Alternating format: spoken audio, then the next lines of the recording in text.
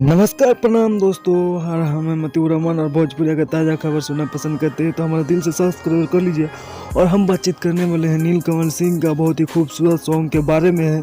तो आप सब हमारा वीडियो में शुरू से लेकर अंत तक बने रहिए।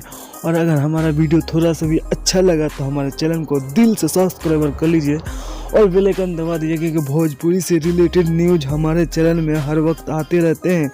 तो बिना समय ले दे के आपके वीडियो को शुरू कर देते हैं।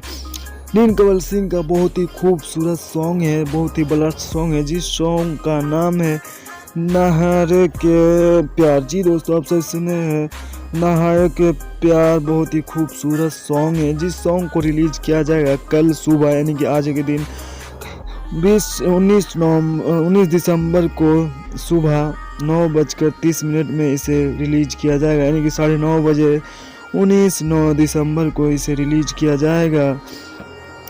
लक्ष्मी भोजपुरी 10 के यूट्यूब चैनल से इसे रिलीज किया जाएगा। जी दोस्तों, आप सब सही सुने हैं, लक्ष्मी के यूट्यूब चैनल से इसे जरूर देखिए, आप चेकआउट कर सकते हैं। और हमारा वीडियो कैसा लगा कमेंट बॉक्स में धन्यवाद, थैंक यू।